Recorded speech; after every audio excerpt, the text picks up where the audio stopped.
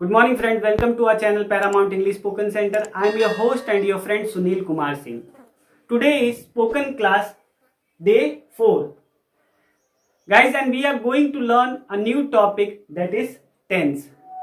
बचपन से ही हम लोग टेंस का प्रयोग करते हैं. हर साल नए नए तरीके से हम लोग टेंस सीखते हैं. But if I talk about speaking, we never use tense in speaking.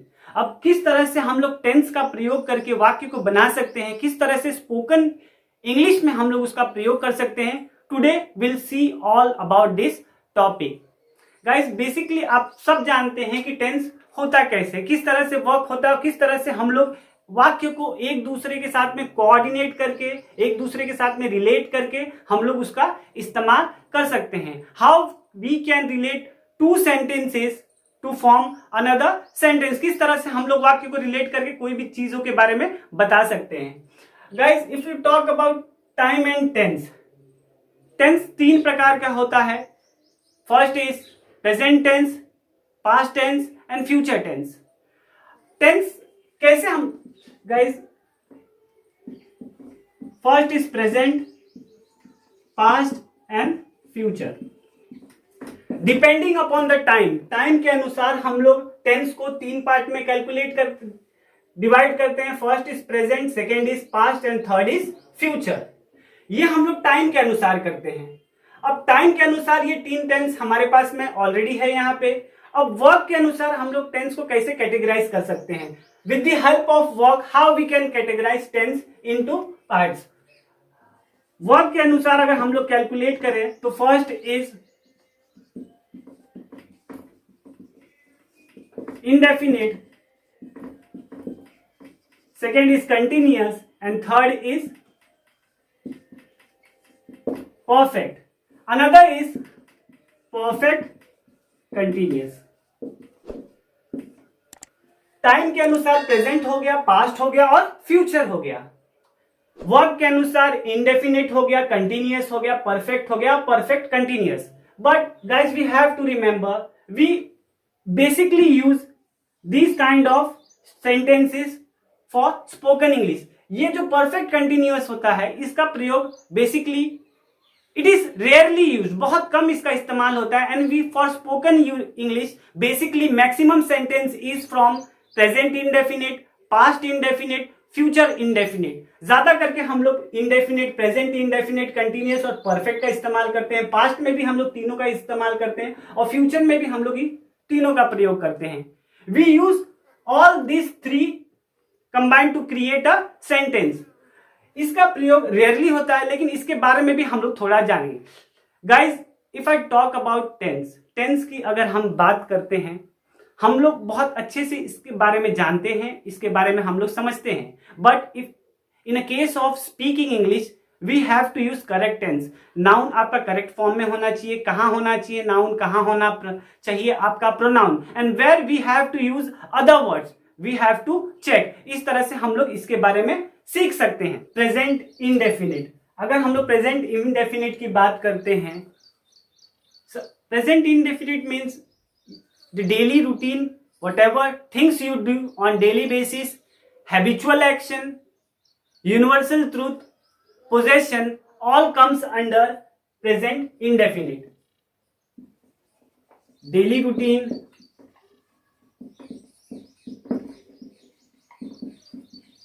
habitual action, fact statement,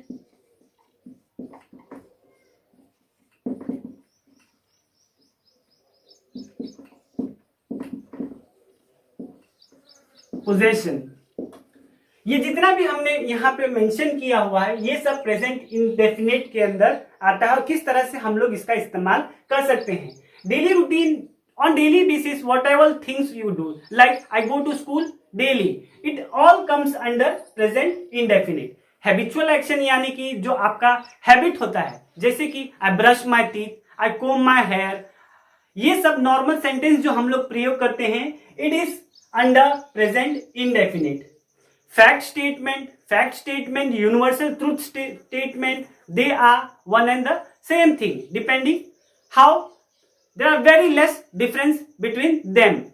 if I say the sun rises in the east, the sun rises in the east, it is a fact statement. जो भी है ये universal truth है, इसको कोई बदल नहीं सकता। दूसरा, if I talk about there are 24 hours in a day, एक दिन में 24 घंटे होते हैं। ऐसा कोई दिन नहीं होगा जिसमें 25 घंटे 26 घंटे होंगे। वो सब स्टेटमेंट जो होते हैं वो सब यूनिवर्सल ट्रूथ स्टेटमेंट में होता है।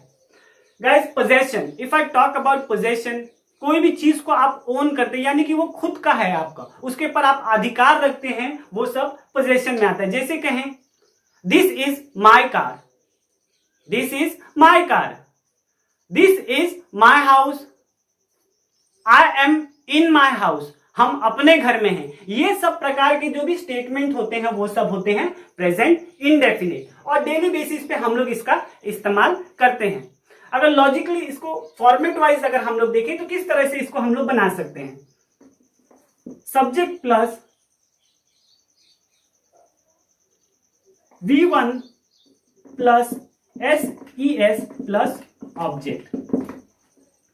This is a structure for present indefinite. इसके बारे में हम लोग ज्यादा बात नहीं करेंगे। सब्जेक्ट होता है वो आपका पहला फॉर्म होता है, एस और ES लगाते हैं और ऑब्जेक्ट लगाते हैं। इस तरह से हम लोग पहला प्रेजेंट इंडेफिनिट में, और ये अफर्मेटिव के लिए होता है।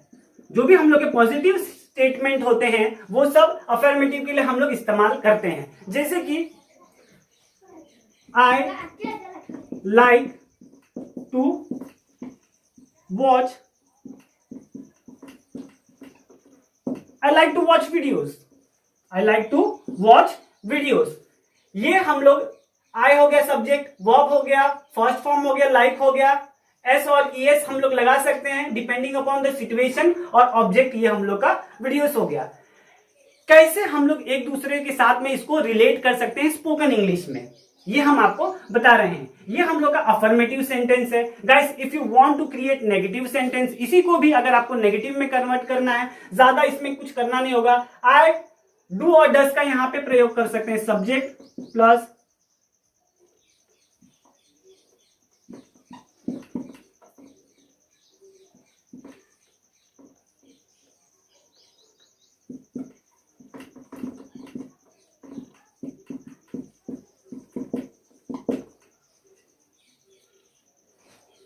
guys, for negative sentence, this is how we work. Subject plus do does plus not plus verb, first form and plus object. If I say I like to watch video, it is an affirmative sentence, this is a positive sentence. Same sentence we can like I do not like to watch video, I do not like to watch video।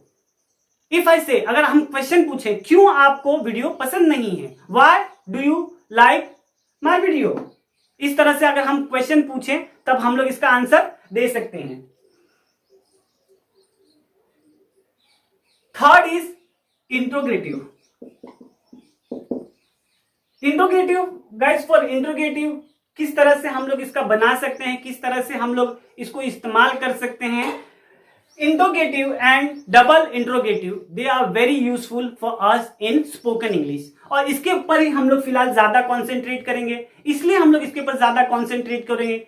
For normal spoken English, एक दूसरे के साथ में बातचीत करने के लिए हम कुछ ना कुछ उनसे प्रश्न पूछते हैं, उसका वो कुछ ना कुछ उसका रिप्लाई देते हैं। That how we build communication. इसी तरह से हम लोग एक दूसरे के साथ में कम्युनिकेशन को बिल्ड कर सकते हैं। जैसे कि आप उनसे कुछ पूछा, उन्होंने कुछ आपको रिप्लाई दिया, फिर आपने उनसे कुछ पूछा। This is how it goes in spoken English. अगर हम इंट्रोगेटिव की बात करें, इसको हम लोग किस तरह से बना सकते हैं, डू डज सब्जेक्ट वर्ब का पहला फॉर्म प्लस ऑब्जेक्ट। अगर हम लोग को इसको सेंटेंस फॉर्म में बनाना होगा, डू आई प्ले पबजी, इस तरह से हम लोग इसको सेंटेंस में बना सकते हैं। गाइस, इंट्रोगेटिव और डबल इंट्रोगेटिव, ये दोनों को हम आपको डिफरेंशिएट कर देते हैं, किस तरह से इंट्रोगेटिव होता है, किस तरह से डबल इंट्रोगेटिव। दोनों प्रश्न पूछने का तरीका होता है, but in interrogative you will get answer in yes और नो। खाली आप यस और नो के तहत इसमें आंसर सुन सकते हैं। But if you talk about double interrogative, इसमें आपको कंप्लीट आंसर मिल जाएगा। जैसे कि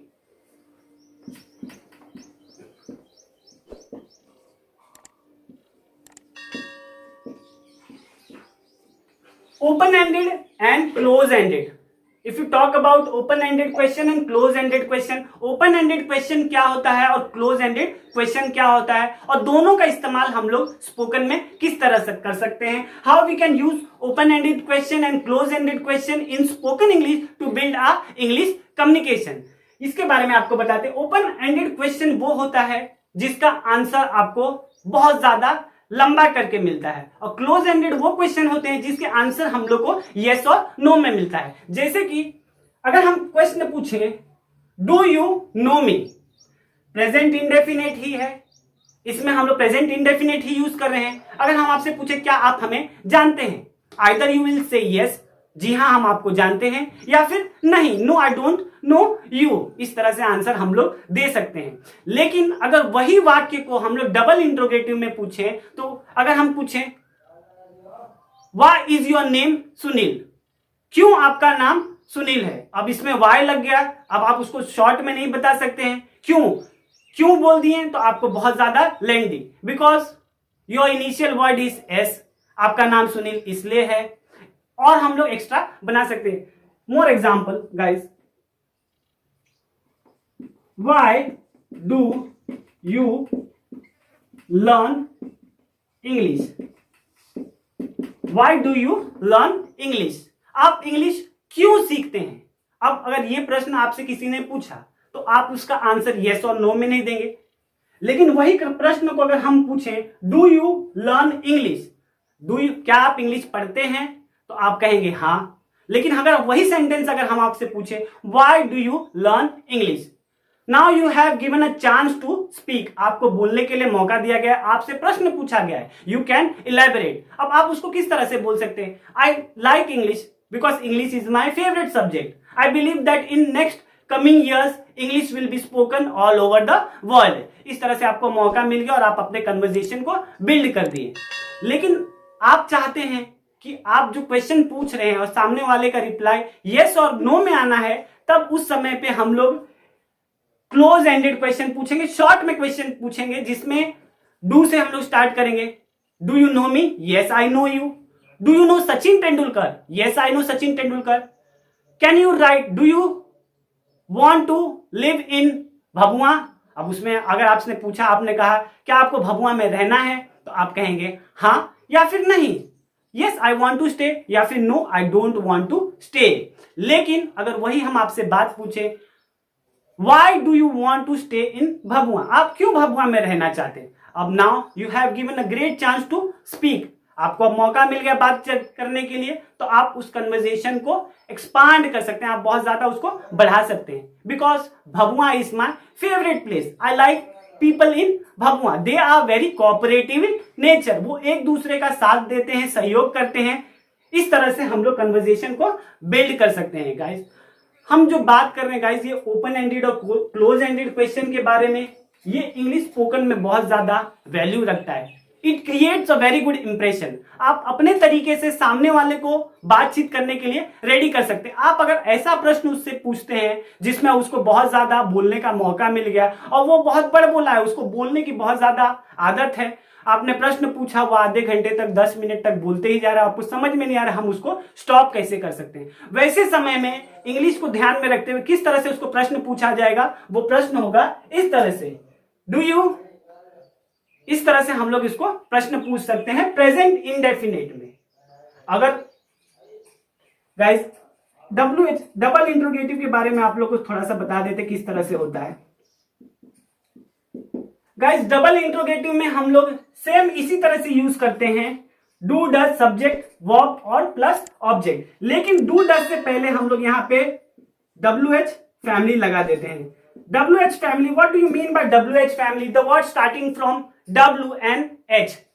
When, where, what, how, इस तरह के शब्द का जब भी प्रयोग होता है तो इसका मतलब हम लोग को समझ लेना है कि वो क्लोज एंडेड क्वेश्चन नहीं है, it is open ended question. You have given a chance to speak, और उस समय पे आप बोल सकते हैं. लेकिन किसी ने आपको डू से पूछा है प्रश्न, आपको डू या डस से पूछा है प्रेजेंट इंडेफिनिट में, you have to give a very small answer, that is yes और no.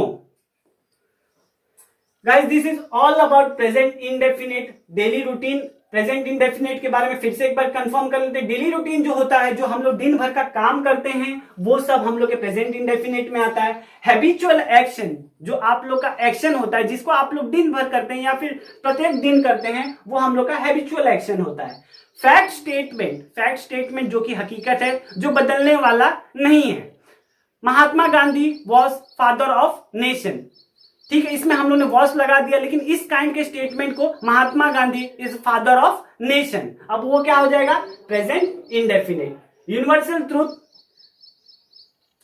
Truth, there are 4 direction on earth. 4 दिशा होती है, उस तरह के स्टेटमेंट को हम लोग यूनिवर्सल ट्रूथ बोलते हैं. और possession, if you are talking about something which you own, आपका वो खुद का है, आपका वो निजी का है, या फिर आप जानते हैं वो किस व्यक्ति का है, उस तरह के स्टेटमेंट को हम लोग पोजेशन स्टेटमेंट कहते हैं, और हम लोग उसका इस्तेमाल कर सकते हैं. जैसे कि दिस इज माई क्लासरूम, यह मेरा क्लासरूम है, हमारा इस पे अधिकार है, तो इस तरह से हम लोग स्टेटमेंट को यूज कर सकते हैं. गाइस, हम लोग affirmative sentence, negative sentence, double interrogation, ये चारों चीजों को यूज कर सकते हैं अपने रेगुलर बेसिस में, और इस तरह के क्वेश्चन को हम लोग रेज कर सकते हैं, जिसका आंसर हम लोग के हिसाब से वर्क करता है. Guys, this is all about today's class. If you really like our class, please subscribe our channel, please share, so that we can spread English all around the corner. Thank you for watching our channel. Have a great day ahead. Thank you.